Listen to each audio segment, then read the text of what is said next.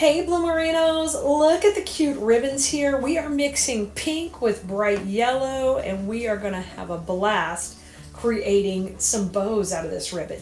Both of these are 1.5 inch ribbons and we are going to mix these together to make the greatest bow. So let me show you how. We're going to start with the yellow on the bottom of our bow, so we'll load this up. And you'll notice this is narrow ribbon. This is 1.5 inch. And our first bow we're doing is going to have a longer tail. So I'm going to do the whole length of my bow maker. This is 20 inches. And I'll just cut that at an angle. Hey, if it's your first time being here, thanks for coming in. We're so glad you're here. Make sure you like, subscribe, and follow wherever you're watching. And you don't want to miss another video, of course. You'll want to get on our text list. This bow, we're going to start the loops at 6 inches. So I put it out to 6 and I make sure it's nice and loopy. Then I come out to the other side. And we're going to do a couple of loops right now. And we are going to make this one with 2 on each side. I think that would be really sweet. This is a very simple bow, but very effective for a lot of my designs. And my design school students really like it because it's easy, clean, and neat. So we start out there with 2 on either side. And both tails are at 20 inches. Now spread these out. Now we're ready to put the next layer on, and that's going to be our pink. And here we picked out a really cute pink, and most importantly, it's got a little bit of yellow in it, so it can pop out and line up really well against this yellow when I pair them together. See how pretty that is together right there? Now, I'm going to make that about the same length as the other tail, maybe a couple inches shorter. Then I'm going to come in and we are going to put on 5.5, so a little shorter here. And we're going to put in 1 loop on either side. And I'm going to scrunch that down. It's a very simple bow. Like I said, simple but effective.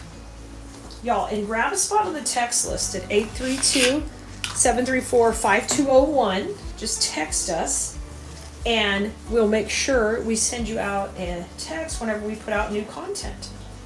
So I'm going to run this right beside the ribbon and we'll take it off the bow maker. Now, the project I'm going to use this on is going to require me to put this into some floral foam. So that means I'm going to put a floral pin on the back end of the bow as opposed to putting a cable tie or a wire in the back. So I slide the floral pin in and I'm going to pull this tight.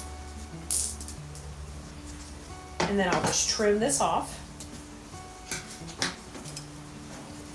And here's what we got. We got a sweet little bow. Nothing too complicated. Now, what I want to do is decide what I want in the middle. I can pick pink or I can pick yellow, and I think pink would be really cute. What I'm going to do is I want to have a little extra tails. So I'm going to cut this double the length I normally would. So instead of 10 inches, we're going to go with like 20. And I'll cut that at an angle. And then right here at the middle, take and just fold it a little tighter. Okay, fold it on each other, but leave all the other tails the same. Come down the middle. We're going to have to come down the center of that floral pin right there. And now we're just going to take and tie a nice little knot here, making sure the fronts of the ribbons are in the front of the bow and the backs of the ribbons are behind. Okay. Now let me turn it around, and what we did is we just added a clean, neat center, but we added some more tails when we did that. So if you guys want to see where we use this bow in its finished project, just let me know in the comments. We'll give you a link to that. And you can head over to the supply list. It'll always have the links to the ribbons we're using and the project that we end up using the bow in. All right, Bloomerinos, I hope you had a lot of fun playing with this ribbon.